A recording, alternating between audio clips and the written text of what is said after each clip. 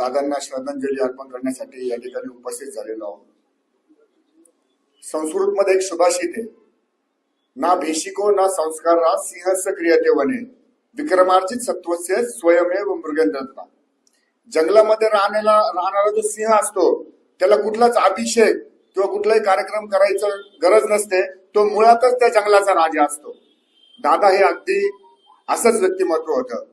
प्रशासनाची सखोल सामान्य माणसापेक्षा जास्तीची माहिती असल्या कारणामुळे प्रशासनावर असणारी पकड आणि बालपणापासून म्हणा किंवा राजकीय जीवनापासून एक सर्वसाधारण कार्यकर्त्यापासून तर विविध बँका असतील, सहकारी संस्था असतील, दूध सहकारी संस्था असतील, याचा गाढा अभ्यास असल्यामुळे जनसामान्य म्हणजे सर्वसामान्य लोकांची प्रश्नाची जाणीव असल्या कारणाने आणि प्रशासनावर पकड असल्या कारणाने या दोन्ही गोष्टींचा जनसामान्य लोकांचे प्रश्न तातडीने सोडवण्याचं, वेळेत सोडवण्याचं जर काम या महाराष्ट्रामध्ये सर्वात जास्त पटीने किंवा वेगाने जर कोणी केलं असेल तर ते अजितदादाने केलं। त्यामुळं हा माणूस जो आहे राजकारणातला बाप माणूस म्हणून या ठिकाणी सर्व प्रशासनामध्ये आणि राजकीय क्षेत्रामध्ये ओळखले जात होते।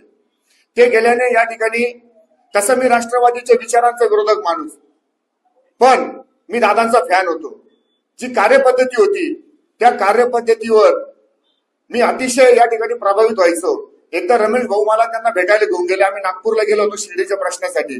त्यावेळेस रमेश भाऊनी मला सकाळी 6 वाजता उठून दिलं। म्हटलं अहो इतके सकाळी का बरं? ते म्हणे दादांना आपल्याला 6:45 सध्या हजर राहावं लागेल।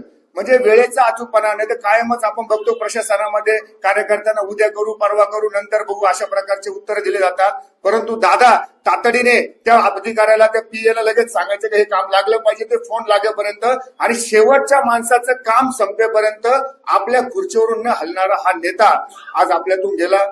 खरं तर महाराष्ट्राचं नुकसान झालं, परंतु मी त्याही पुढे जाऊन सांगल जो सर्वसामान्य माणूस आहे का ज्याला वेळेमध्ये आपलं काम करायचं असतं त्या बिचारा माणसाचं खूप मोठं नुकसान त्यांच्या जाण्याने झालेलं आहे। मी त्यांना या ठिकाणी भावपूर्ण आदरांजली व्यक्त करतो आणि भारतीय जनता पार्टीच्या वतीने त्यांना साईचरणी एवढीच प्रार्थना करेल का त्यांच्या आत्म्यात सद्गती प्राप्त हो। धन्यवाद। ओम साईराम।